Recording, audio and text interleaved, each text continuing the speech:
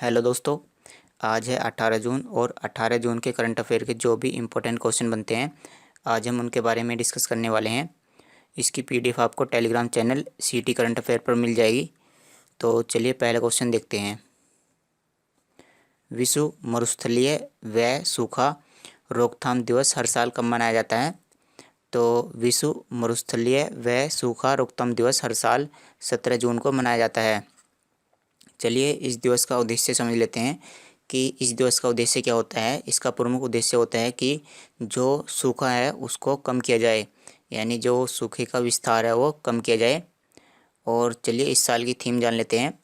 इस साल की थीम है restoration land recovery we build back better with healthy land. तो इस साल की ये थीम है।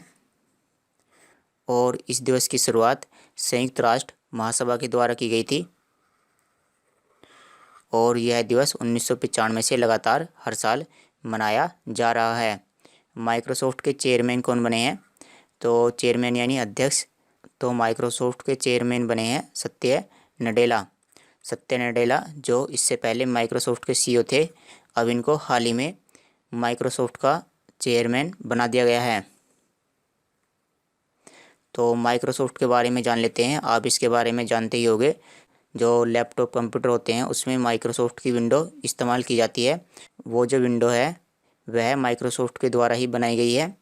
तो जो माइक्रोसॉफ्ट की स्थापना हुई थी यह 1975 में हुई थी और इसका मुख्यालय रेडमंड अमेरिका में स्थित है। इसके वर्तमान अध्यक्ष बने हैं सत्य नडेला और इसके संस्थापक हैं बिल गेट्स और पॉल एलन। तो बिल गेट्स और पॉल एलन ये दोनों इसके संस्थापक हैं। निम्न में से किसने ब्रिक्स नेटवर्क विश्वविद्यालय सम्मेलन की मेज़बानी की है? तो जैसे कि हम जानते हैं कि ब्रिक्स में 5 देश आते हैं, BRICS ब्रिक्स। तो ब्राज़ील, रसिया, इंडिया, चाइना और साउथ अफ्रीका। तो ब्रिक्स में 5 देश आते हैं। तो इनके जो भी विश्वविद्यालय हैं यानी जो इनकी प्रमुख यूनिवर्सिटियां हैं उनके बीच में सम्मेलन होता है। तो इसी को ही हम जानते हैं ब्रिक्स नेटवर्क विश्वविद्यालय सम्मेलन। तो इसमें भारत की तरफ से मेज़बानी किसने करी है, यानी भारत का ऐसा कौन सा विश्वविद्यालय है जिसने ब्रिक्स नेटवर्क विश्वविद्यालय सम्मेलन की मेज़बानी की है? तो इसकी मेज़बानी IIT बॉम्बे के द्वारा की गई है। और ये जो सम्मेलन है इसका थीम क्या है? इसका थीम है इलेक्ट्रिक मोबिलिटी, यानी इसमें इलेक्ट्रिक मोबिलिटी पर जो विचार हैं वो साझा किए गए हैं। इलेक्ट्रिक मोबिलिटी का मतलब क्या है? इसका अर्थ है कि जो इलेक्ट्रिक वाहन है उनकी संख्या बढ़ाई जाए। चलिए ब्रिक्स देशों के बारे में जान लेते हैं। तो इसमें 5 देश आते हैं, ब्राज़ील, रसिया, इंडिया, चाइना और साउथ अफ्रीका। इसकी स्थापना 2006 में हुई थी ब्रिक्स की और इसका मुख्यालय शंघाई चाइना में स्थित है। किसने चैनल चयनकर्ता पोर्टल लॉन्च किया है? तो चैनल चयनकर्ता पोर्टल ट्राई के द्वारा लॉन्च किया गया है। पोर्टल का मतलब वेबसाइट होता है।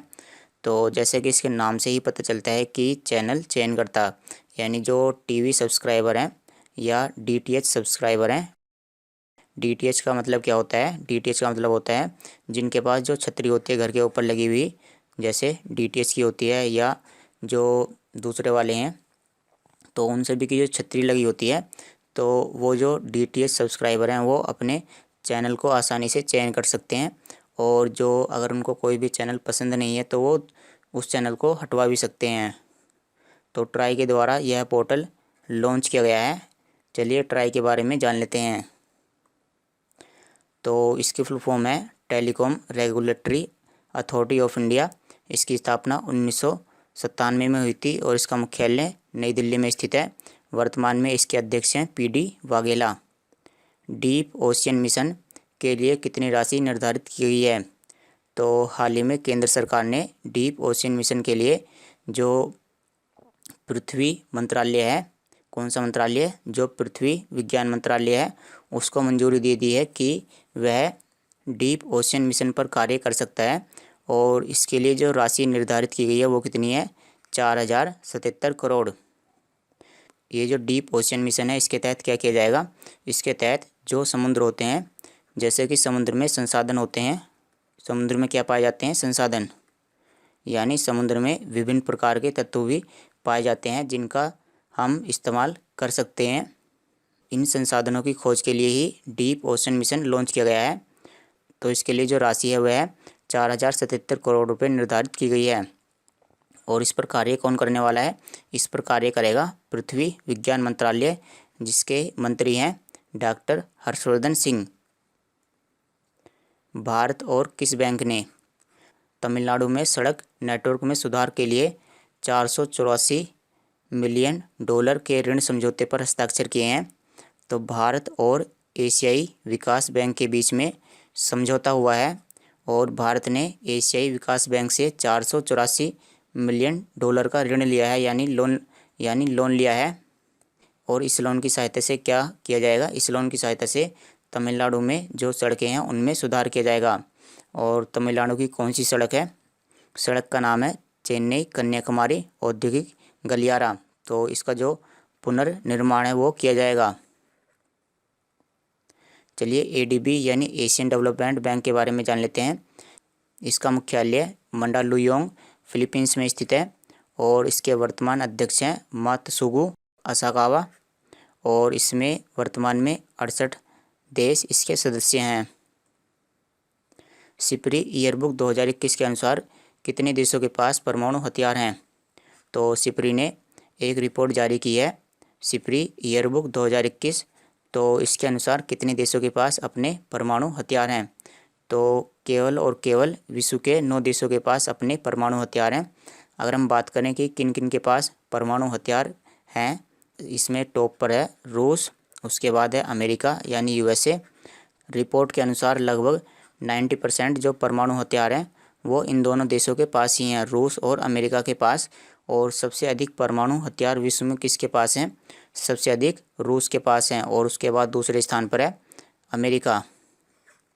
चलिए इसमें भारत, चाइना और पाकिस्तान के बारे में भी जान लेते हैं कि इनके पास कितने परमाणु हथियार हैं। तो भारत के पास कुल मिलाकर के 156 परमाणु हथियार हैं और पाकिस्तान के पास हैं 165 और चाइना के पास हैं 350। और अगर हम रूस की बात करें तो रूस के पास हैं 6375 और अमेरिका के पास हैं 5800। तो इस तरह से रूस के पास सबसे अधिक परमाणु हथियार हैं। कुल मिलाकर के अगर हम पूरे विश्व में बात करें तो पूरे विश्व में 13,080 परमाणु हथियार हैं, जिनमें से 6375 तो रूस के पास ही हैं। चलिए सिपरी के बारे में जान लेते हैं। तो सिपरी की फुल फॉर्म है Stockholm International Peace Research Institute और इसका मुख्यालय है ओस्लो, नॉर्वे में।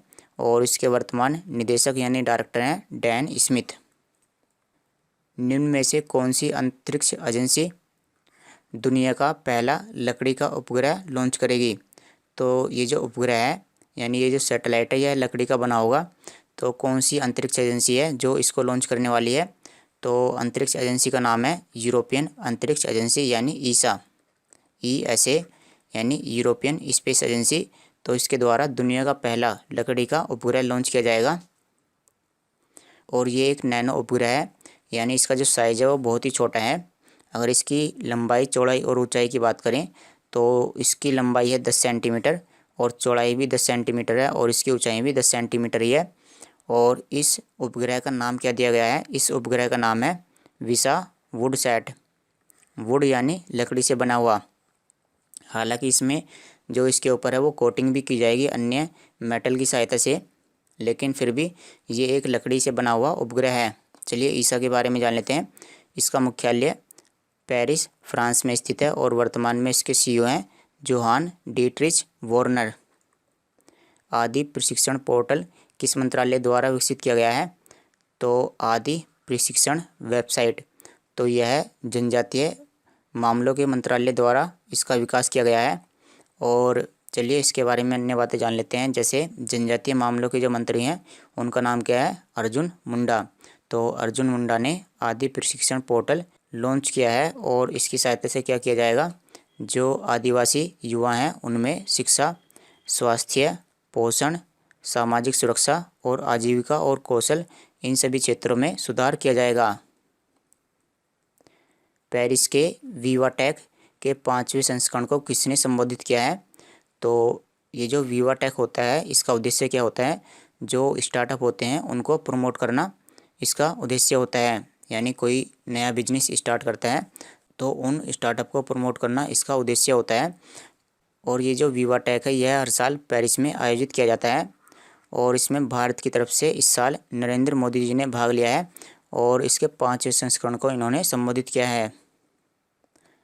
तो इसका मुख्य उद्देश्य क्या होता है, जो भी स्टार्टअप हैं उनको प्रमोट किया जाए। भारत ने, प्रधानमंत्री जी ने कहा है कि अगर कोई भारत में निवेश करना चाहता है, यानी अगर कोई भारत में अपनी कंपनी खोलना चाहता है तो वह खोल सकता है। उनको भारत में क्या क्या मिलेगा, उनको भारत में प्रतिभा, बाजार, पूंजी, पारिस्थितिकी तंत्र और खुलेपन की संस्कृति।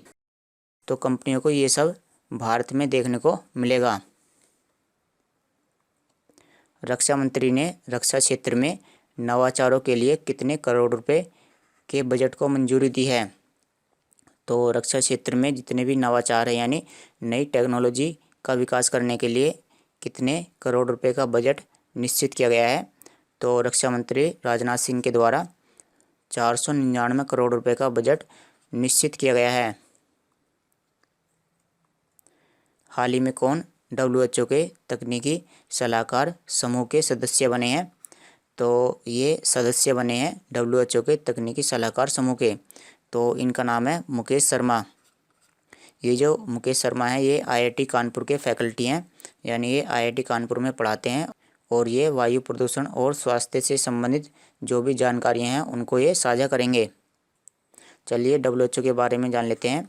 विश्व स्वास्थ्य संगठन, इसका मुख्यालय जिनेवा स्विट्जरलैंड में स्थित है और वर्तमान में इसके महानिदेशक हैं टेड्रोस अधानोम। इसके हाल ही में कार्यकारी बोर्ड के अध्यक्ष बने थे डॉक्टर पैट्रिक अमोथ। तो आप इनका भी नाम याद कर लीजिए। तो चलिए दोस्तों, आज की वीडियो में इतना ही। इसकी PDF आपको Telegram channel CT current affair में मिल जाएगी। तो चलिए कल मिलते हैं आपसे।